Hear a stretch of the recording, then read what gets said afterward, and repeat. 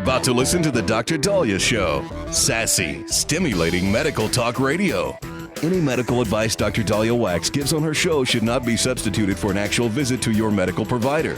And now, here's Dr. Dahlia.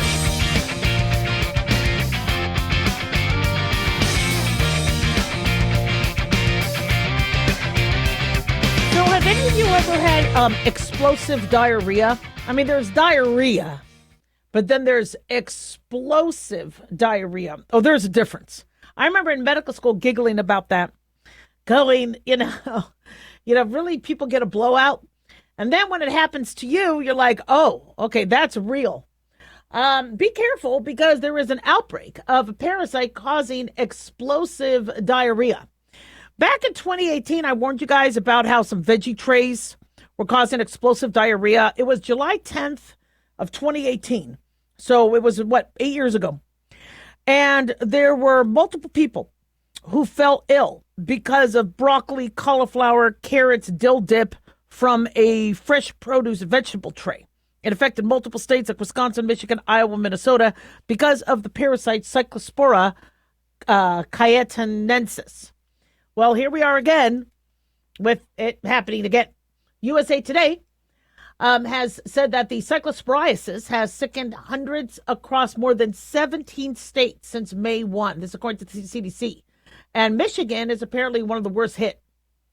Their case count has already tripled compared to what happened in 2025. So the FDA is working to, figure out where the common thread is. Is it a certain veggie tray? Is it a certain type of behavior? Is it a restaurant chain? So they're looking at that. But in the meantime, they want everybody to be prepared. According to the CDC, the agency said the CDC has no evidence of a single multi-state cyclospora outbreak linking cases happening right now, but being reported in the press. They said the data currently found on the website is a surveillance count of cases across the United States of people with cyclosporiasis. The number includes clusters of cases currently under investigation by FDA and cases that have not been linked to a common source. So what does that mean? Well, what they're saying is even though there's multiple states involved, they have to be very, very careful. Is this are these cases happening? Are they related, or is it a coincidence that multiple people? Because every year there seems to be cyclospora outbreaks or cyclospora infections. Is it that multiple people are getting cyclospora, and it's not necessarily from one particular cause that's spread out to everybody? So that is important to identify, but picnicking from 4th of July and now doing a lot of summer barbecues, you could be at risk. So cyclosporiasis is caused by a microscopic parasite, and it can cause diarrhea, nausea, vomiting, some pretty severe symptoms. Diarrhea becomes explosive when you feel like you can't control it, and it comes out with a lot of force, suggesting a lot of gas buildup. You usually get this parasite through contaminated food. You're not going to get it from somebody breathing on you. So if you have loss of appetite, bloating, burping, gas, stomach cramps, extreme fatigue, fever, nausea, vomiting, it might be cyclosporiasis. As of June 16, according to USA Today, 145 people across 17 states have contracted the infection. An additional 45 people tracked and categorized separately got it while traveling abroad. Of the 145 people who became ill, thank God nobody has died. You can die from this, but luckily nobody's died. 20, however, had to be hospitalized. The cases have occurred in people ranging from age from 5 years old to 86. The average age is 42 years old. So we are in cyclosporiasis season. We usually see spikes between May and August, especially around the holiday, 4th of July holiday. The first case in Michigan was discovered on June 22nd. On July 1, the state's health department said they have now over 170 cases, which is huge from the 50 number of cases they had last year. So states involved or states reporting as of June 16, so a few weeks back, that have had some cyclosporiasis cases include Alaska, Colorado, Connecticut, Florida, Georgia, Illinois, Louisiana, Massachusetts, Michigan, New Jersey, New York, North Carolina, Ohio, Pennsylvania, Tennessee, Texas, Virginia, and Wisconsin. How do you get it? Oral fecal. You can't get it by somebody breathing on you, but you have to touch some food that was contaminated by it. And usually that means somebody didn't wash their hands after they ate, or it's contaminated food that, it's nobody wants to think they ingested poop, but that is one of the major ways to get this if somebody is not washing their hands. Sometimes you will see this. Infected fecal matter can make their way into fresh summery produce like basil, raspberries, lettuce. We see a lot of times these in the more tropical or subtropical parts like Central America, South America, Africa. But when you get fruit and these shipped here, if you're not washing your food correctly or you're trusting a veggie tray, the reason why we think veggie trays are big is because people don't wash their vegetables when they eat from a veggie tray. You think they're pre-washed. I don't. I reach in and grab the tomato. I reach in and grab the celery stick. Interestingly, we treat cyclosporiasis with antibiotics, even though it's a parasite. People always ask, why are antibiotics working? If it's a parasite, don't you need an anti-parasite? Because antibiotic like trimethoprim, sulfamethoxazole, or Bactrim, which is a sulfa-based antibiotic, I can't take that because I'm allergic to sulfa. But for example, Bactrim or Septra stops the parasite from producing folic acid. Well, you need folic acid. It's an essential nutrient for the parasite to synthesize DNA, to grow, multiply, survive. So if the antibiotic prevents a parasite from doing something, it then, in essence, could be antiparasitic. This is what, I've kind of surmised when people have had viral infections, and they say, but I always feel better when I take an antibiotic. Is it that they had really an underlying a bacterial infection, or did that antibiotic cause some secondary reaction that wasn't conducive to the virus and hence helped fight the infection?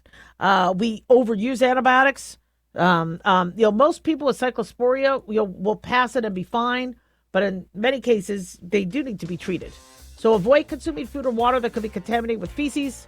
Avoid drinking or cooking with untreated water. Always wash your hands after pooping or using the bathroom. Wash all your food surfaces, utensils, etc. Refrigerate your fruits and vegetables. 1-877-DOC-LA.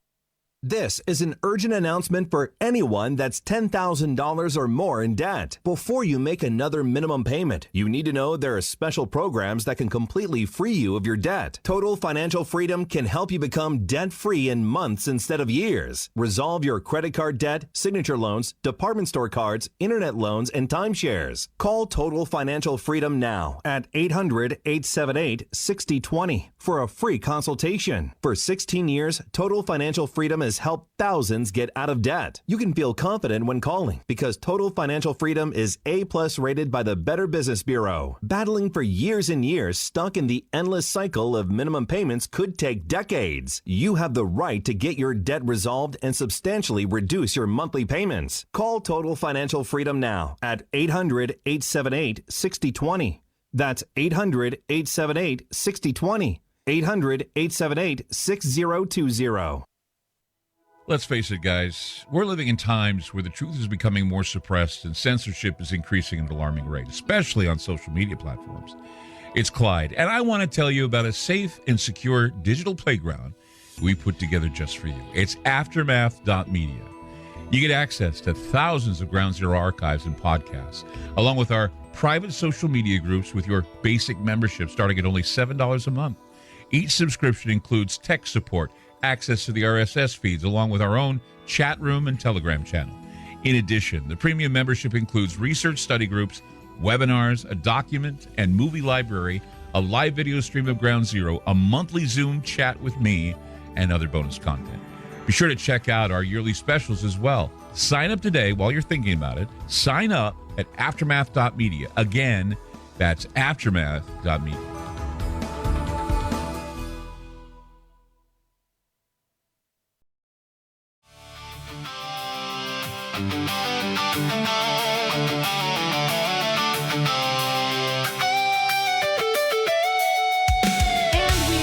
Dr. Dolly Show, 1-877-Doc-Dolly, 1-877-DOCDALI. Big thanks to Talk Media Network for making the show happen. Big thanks to Daniel, our producer, and big thanks to y'all for tuning in. We really do appreciate it. Don't forget to follow us on Twitter or X at Dr. Dahlia, Facebook, The Dr. Dahlia Show, and on YouTube, click like and subscribe. So we keep hearing over and over and over again that Kamala Harris is leading in the Democratic polls.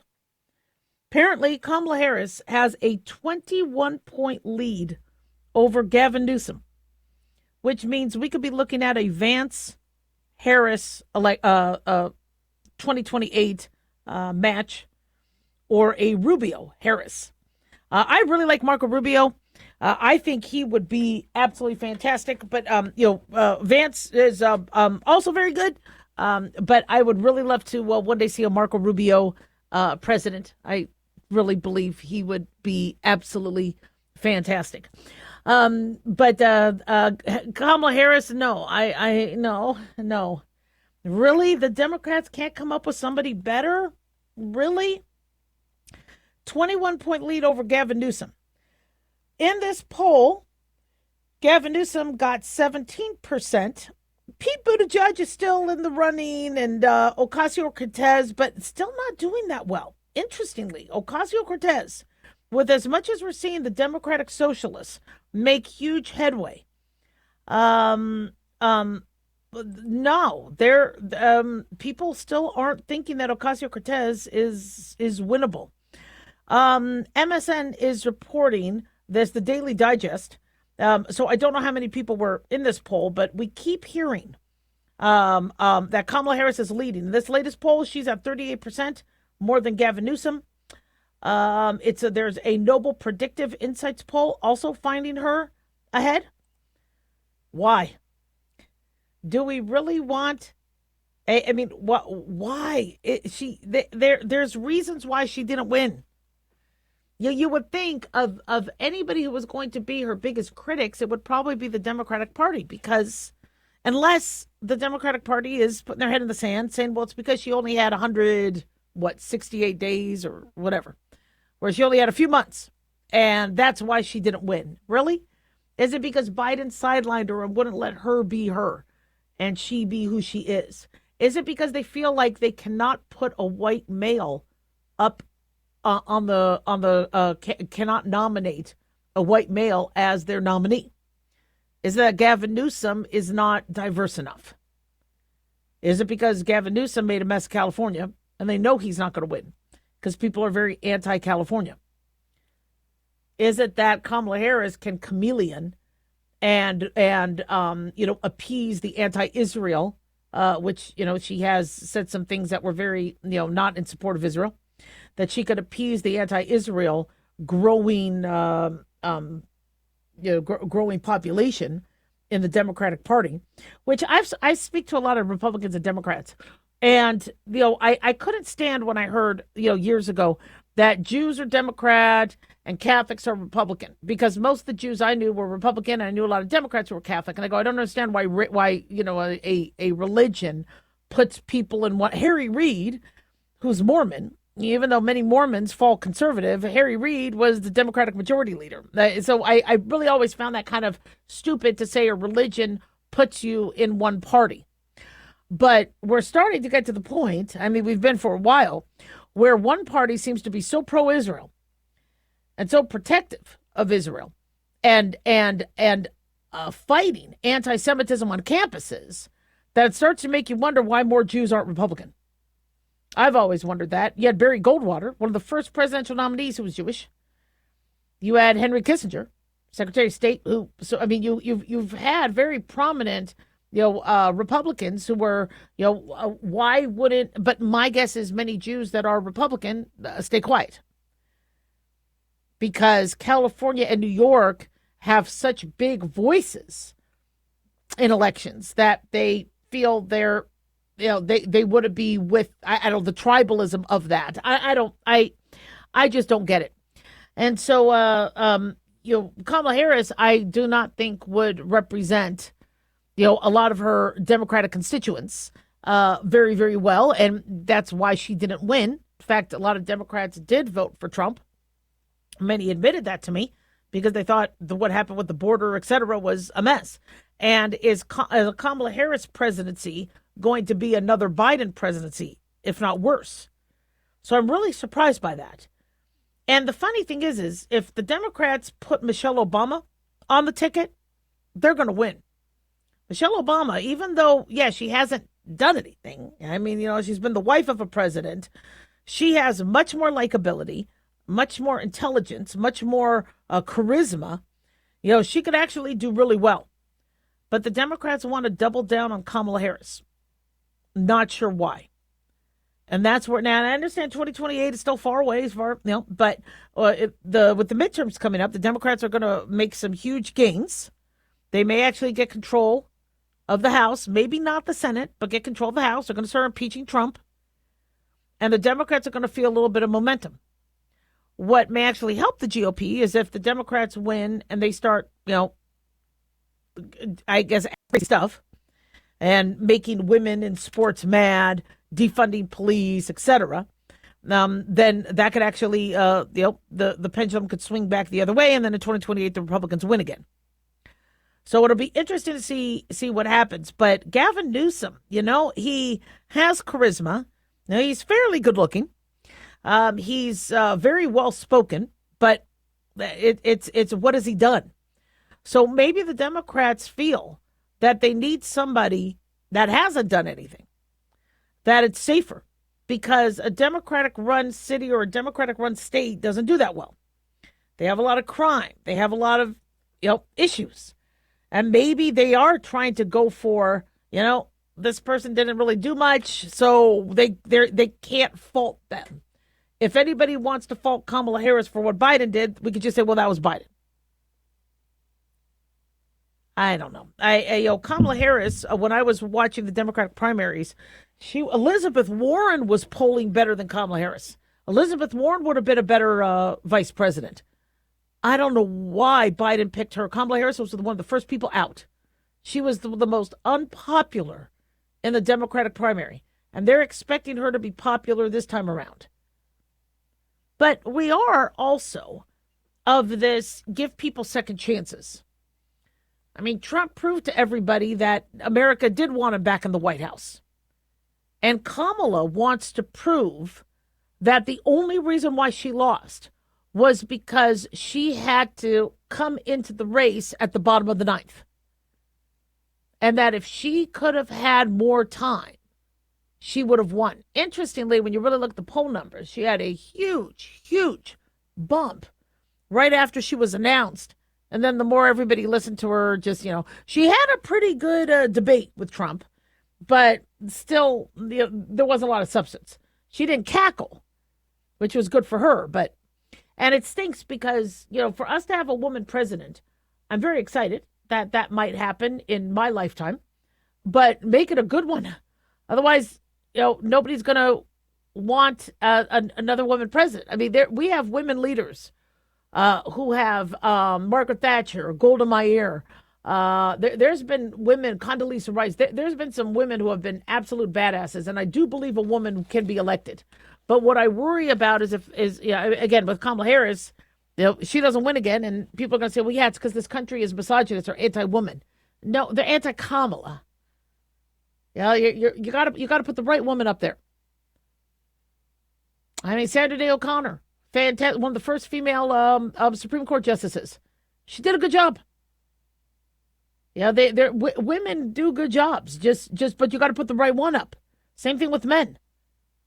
I don't want to say that just because Biden was a complete cluster in the seventh, that men can't be president. No, it was Biden. So if we look at men that way, going, he was a man that didn't do the job, we have to look at women that same way too. But to give Harris a second shot, I mean, if this is who the Democrats want, the Republicans, they're going to be a shoo-in for 2028. But I just kind of hate to see, there are going to be so many other people representing women. And she doesn't, act moderate, which is also kind of concerning. You look at, transgender, men or transgender women who are biological males in sports. You had 3 female Supreme Court justices. on the liberal side. If anybody was going to be, an advocate for women's rights, and so that was very interesting. And so, people say, well, we need women to help, pursue, everybody should be going into politics neutral. You shouldn't be, well, I'm just going to do R all the way down or D all the way down. Or I'm going to vote conservatively, or I'm going to rule on these cases. They should be neutral when they start, but they're not. And I don't know what a Kamala Harris presidency would look like. And I hope I never see one. 1-877 Dr. Dolly.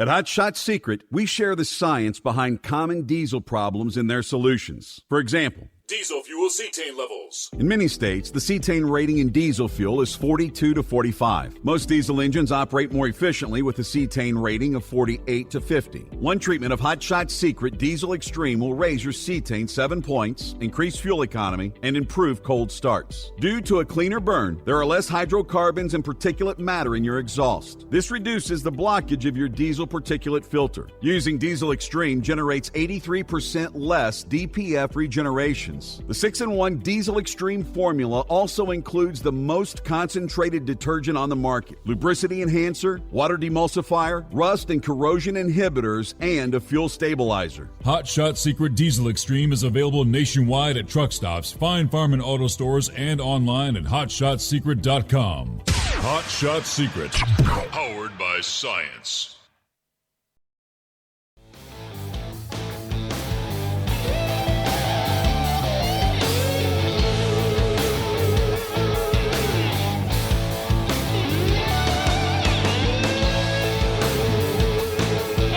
Back on the Dr. Dolly Show, 1-877 Dr. Dolly, 1-877-DOC-DALI. So, one show I've been watching, and I think it's gone on for about 5 seasons, and we don't know if it's going to continue because of the health of the main star, Jeremy Clarkson. But I've been watching Clarkson's Farms, and I told you about it. I've been learning a lot about farming. Not easy. Where Jeremy Clarkson, who's like multimillionaire, decides to own a farm, run the farm. It's a little confusing that he doesn't really have a lot of farm hands. Seems like he does a lot of it himself. Him and Caleb, who just had, it looks like, another baby. Pretty remarkable people, that we're seeing in this, and his longtime partner, Lisa. So you see Jeremy Clarkson run the farm, harvest and plant. And, this season he was looking at more techie drones that would spot pesticide as opposed to pesticide in a whole entire field, and it's interesting. And I don't want to give you any spoilers because when you look at the tech and what he spent on with the tech and you see what the output was, it was interesting. So you might want to, I don't want to spoil it for you, but the thing that was really remarkable to me was his health. When I saw him in the first season or two, I told my husband, I go, he's at risk for a heart attack. He had that look. And there's a look that, when they're, when they have that, when they look obese, face gets very, very flushed, loss of hair, older men. I didn't even know he used to smoke. Apparently Jeremy Clarkson used to smoke. I didn't know that. But I was like, he's going to have to be careful because there's a lot of stress with farming. This is like the first couple episodes. And he actually ends up revealing to us in season 5 that he did have to have some cardiac stents. He actually did have, I believe, a mild heart attack, had to have cardiac stents open up the arteries that were clogged, multiple ones, I think. And then he gets diagnosed with cancer. It's not a spoiler because it's all in the news. Jeremy Clarkson diagnosed with aggressive cancer, however, is in remission. And so if you're watching season 5, you find out that he gets diagnosed with cancer. They don't say which one, but I believe in the media outlets, they talk about prostate cancer. This is why last week we spent some time talking about how farmers could be at higher risk of prostate cancer, just like firefighters are at higher risk of prostate cancer. We think it could be from all the bouncing from the fire truck and the tractors and the chronic vibratory changes and exposures, and also the chemicals that firefighters are exposed to as well as farmers are exposed to. And I understand there's a lot of creative editing with these shows because I've done some reality TV and, on Pawn Stars. And yes, there is creative editing. But you look and you see what he's going through. And I mean, it's stressful between no rain and finally it rains and then making sure you harvest your crops dry. But then if it's not dry, or do they grow enough in the, and you don't have staff to help you. And it just, I'm looking at that and I'm like, this guy had heart disease or has heart disease. He's been diagnosed with cancer and he's back to work. Now, I appreciate that because for me, I mean, I gave birth to my second kid and I was back to work in 3 days. The only reason why I took 2 weeks off with my first one is because I was in residency, so they didn't have a place for me to go. They were like, you just stay home for 2 weeks. I go, well, 2 weeks? What am I going to do with 2 weeks? I breastfed and all that, but I was ready to come back to work. I'm just a workaholic. But 3 days, I to run my own office, there was no way I could be gone longer. So I came back after delivering 3 days, brought the baby with me, fed him at the office. He slept most, so it was actually fine. So I get that he wants to work and he wants to be there but I'm watching this going, it's not worth it. You have one heart and that heart needs to function properly and don't waste, any stress. Don't lose any miles. You have a really nice car, let's say. You're like, I don't want to drive it. I mean, I don't, all my cars are used, but like if I did have this is one of the reasons why I really love cars, especially antiques. And one of my dreams, if I ever did become wealthy, is to collect cars or to refurbish old antique cars. I have to stop, look at them, touch them. I just love old cars. But if you had one, you'd be like, well, I don't want to put any miles on it. I just want to protect it and look at it and watch it. And there's a fine line between living, but putting too much wear and tear. And I'm looking at what these farmers go through. This is why you have to have good subsidies, because the average farmer looks like they lose money every year, especially with droughts and, changes in weather and issues with, staffing and the cost of everything. It's expensive. But for those of you that are, feeling like you can't get away from the stress, nature has a way to get you away from the stress, and you don't want that to happen. Many of us are in a position right now where we know the stress is killing us. I had to make a very difficult decision in my life as it pertained to extended family, not my core nuclear family, but my extended family, because it was eating me up like a cancer. And I had to say, I'm not going to talk to anybody. Just you guys deal with, cause drama. You want to fight with me? Just no. I'm not going to pick up the phone or answer the text. And I got to tell you, that probably added another 10 years of life. I've been able to sleep better. I didn't think I would, because for decades, I'm like, well, I can't. I have to be in contact with them. I have to be the one to hold the family together. I have to be the one to make sure everything's okay. I have to, and all I got was crapped on. And all I got was toxicity. And I had to finally say no. And it was, oh my God, it took years. And I mean, it's overnight. I start to feel healthier. And I'm not saying tell your family off. I'm not saying that, but sometimes you need to make a decision, whether it's with your career, whether it's with, somebody who is, destroying your life, whether it's sometimes you just have to make that decision.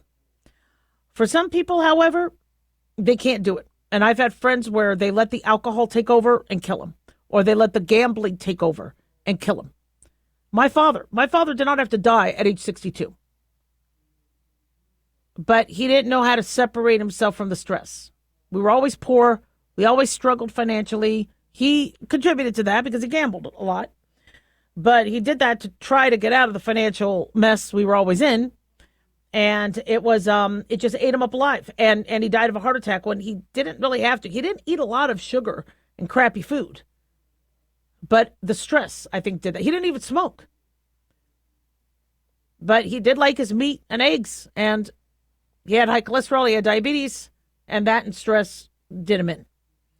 So things start to get a little hectic around Christmas season. A lot of stress. The Christmas coronary we talk about. So while we're here, right, in the summer, All right, we have some time to reevaluate, and that can mean making some major decisions, like downsizing to a smaller apartment or home, getting rid of one of the cars, telling family members, no, I'm done with the drama and the toxicity. Don't be, it's not that people need something, they just want to fight with you. I mean, it's and some of you might be in a partnership where that partner is toxic. But your life has to come first. See, we learn how to adapt, and we're like, well, I'll just live with it. I'll live with it. You can't keep living with something that's going to kill you. If you have cancer or a diseased organ, you get it the hell out of your body because it could kill you. That's how you have to look at some of the toxicity that's around you. You have choices. They may not be ideal. You may have to eat vegetables and salads every day, right? You might have to, eat healthier. You might have to, not have Netflix streaming. You might have to, Uber or take a bus. But if there are things that are not conducive to your health, you have got to make that decision. 1-877-DOC-DOLLY.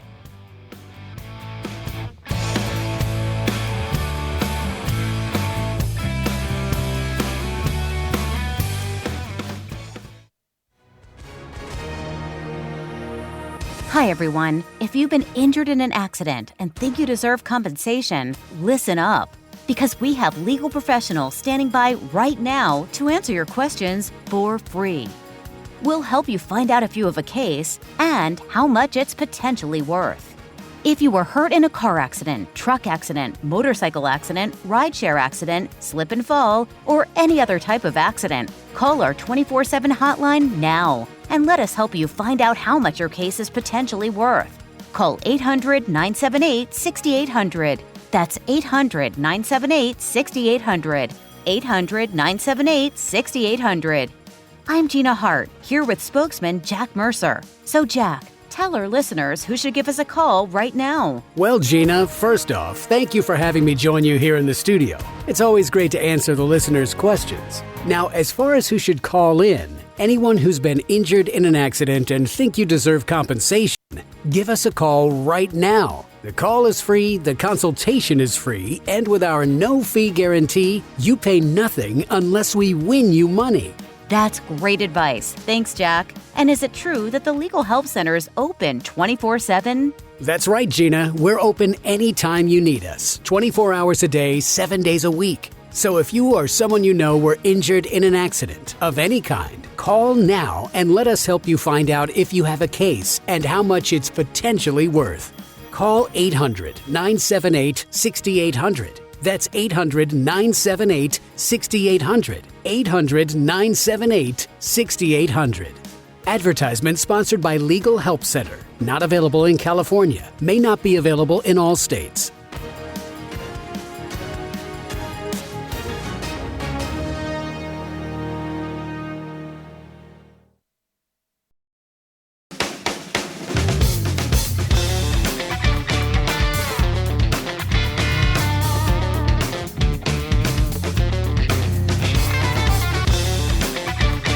We are back on the Dr. Dolly Show, 1-877-DOC-DOLLY, 1-877-DOC-DALI. So I was supposed to be in jury duty today.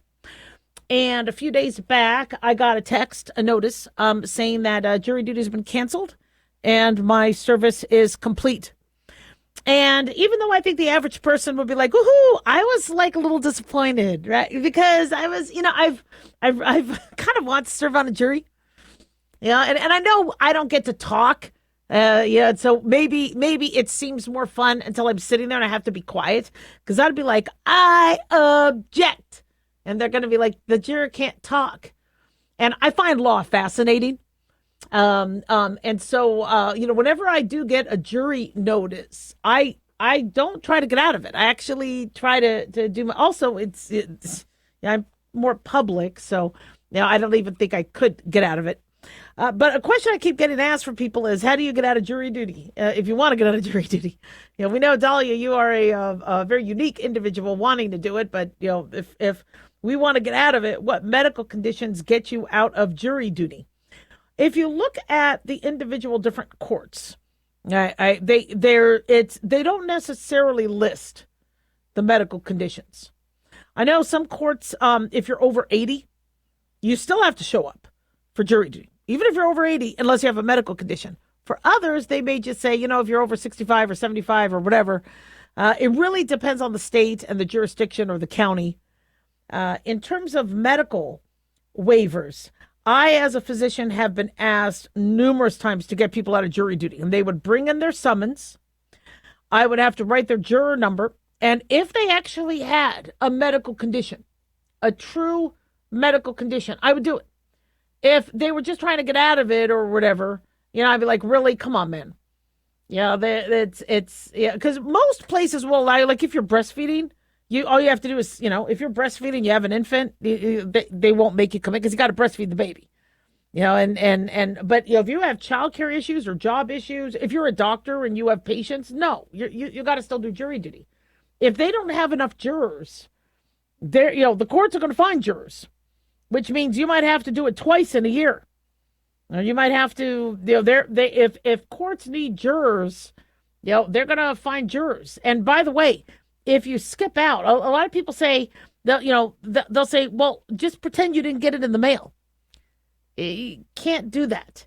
You can't just pretend you didn't get it in the mail. And very interestingly, a lot of these places are getting smarter, where now they have your cell number, they have your email. So when I got the summons, I was actually surprised because it was mixed in with some of the junk mail. And I was like, I could have very easily thrown this out. No way. Interesting. I don't get my mail-in ballot, but I get my jury summons. That's really a head scratcher. My family too. It's like we get our jury summons, but we don't get all our mail-in ballots. Anyway, so I was like, oh my God, this would have been in this how we have all these coupon little, I don't know what those are, but it's all these junk mail coupon, grocery store stuff. It was mixed into that, and thank God I found it. It's a little baby postcard, little tiny postcard, even smaller than that. And I was like, oh my God, this is the jury summons now. It's not a big letter. This could easily have been lost. And so I call up or I register online. They want your phone number. They want your email. So now I'm in the system. I know a lot of people don't want to be in the system, but now I'm definitely in the system, which I'm fine with because that's my duty. But don't think that you could just say, well, I lost the card, because if it's a legal obligation and you could get a failure to appear notice, you get a warning letter. If that's ignored, the judge may issue an order to show. This could require you to appear in court. The last thing you want to be is in the system from a legal standpoint. There could be contempts, bench warrant, fines, anywhere from like $100 to $1,500. There's even a jail time. There could be jail time. So I don't want to mess around. Now, let's say somebody loses one. Now I know everyone's like, "Oh my gosh, what if the mailman doesn't send it to me, or what if I again, if it's a one-off, you're probably going to be okay overall. But if this is recurrent, yeah, you could be in trouble. I would not mess around. So in terms of medical clearances, I get that city, and I worry the older I get because I got to get up to pee. So if I have to pee, or if I'm starting to go numb, my leg's going numb, and I can't sit for long periods of time, or if I have a horrible migraine, I do worry because some of these juries, I mean, they go on for weeks and 8 hours a day. I mean, they have breaks. They probably have a lot more breaks than they used to. But if I can't have my pillow, what if I have a hemorrhoid flare up and I need a hemorrhoid pillow? I mean, I do worry that if I do get called, how am I going to physically get through city? I can't sit for 8 hours. I have to move. I don't want to get a blood clot. If you have a medical condition that's really impeding you from doing that, your doctor doesn't necessarily have to say the medical condition because that violates HIPAA. Unless, of course, the court then supersedes that and requires documentation. But usually your doctor's saying they have a medical condition that does require them being excused. And they could leave it as generic as possible. That's what I used to do because I would, let's say, have a brittle diabetic, somebody whose blood sugar was not in control. I'm like, I need you to get back, next week. Or I just did a little mini in-office operation. I need you to come back for suture removal. So you can't be in court tomorrow. I need you to come back for this. So, but I wasn't going to go into detail. I'm packing a perianal rectal abscess. And I need to, I'm not going to go into that detail. It's the person is under current medical care. Can they get a deferment? And the deferment doesn't mean you're completely cleared from jury duty the rest of your life. It just means that you have a valid excuse for that one day. They could still call you a few months later. Most of the time, you're probably good for the year, but they could still call you. And then patients ask me, well, if I can't get the deferment, I'll just call out sick. I mean, if you're sick, if you have COVID, if you're sick, I mean, you're sick. You don't feel well. You think you're going to expose others. You are allowed, if you're sick, to not come in. They don't want somebody vomiting, in the jury pool. They don't want, but the problem they also have is the majority of people don't want to be there. And so, people always say, well, just go up there and say you're racist and then you could get out of jury duty. No. Again, everything, this is under penalty of perjury. You really want that? You really want a legal documentation of you going off on some rant just to get out of jury duty? No, it's not worth it. But for those of you that are like, gosh, I don't know if I want to do it. I think some places they pay a little better now. Okay, it used to be $10, $15 a day. Now I think you get $65 a day. So they do pay you a little bit more. They don't pay you for transportation down there. You don't get free lunch. So yeah, it is a loss. But I think it is a very good learning. Everybody who's done jury duty actually said it was kind of cool because they get to see what it's like. And they get to see and they understand more about the legal process. That's important because there's going to be a time in your life where you might actually need a jury. It's very good to understand what's going on there. My worry is I think most juries, because they're not getting paid and they're missing work and, they're like, I need to get the hell home. I'm missing the next House of the Dragon drop, on HBO Max.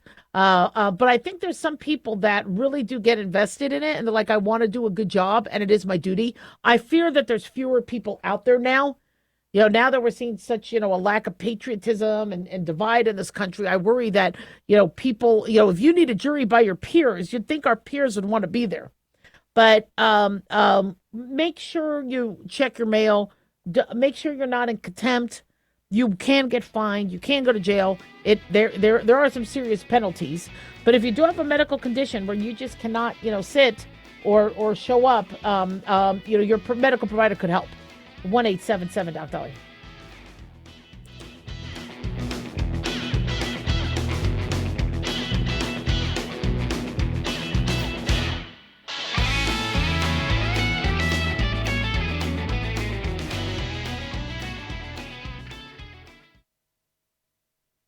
Can you believe, with all the recent violent protests, looting, and destruction, some areas are considering either defunding or abolishing the police? At a time when America's neighborhoods need the protection of police the most, some elected officials would rather create more chaos by playing politics. If you're sick of elected officials caving in to demands of the radical left, you're not alone. It's time we stand up and declare our support for local police. The majority of police officers are important partners in protecting our God-given rights. If you prefer freedom over chaos, then learn how you can help protect the local police that serve your community. Call today and request your free Support Your Local Police info packet. Dial 800-JBS-USA-1. That's 800-JBS-USA-1. Request your free Support Your Local Police info packet by calling 800-JBS-USA-1 today.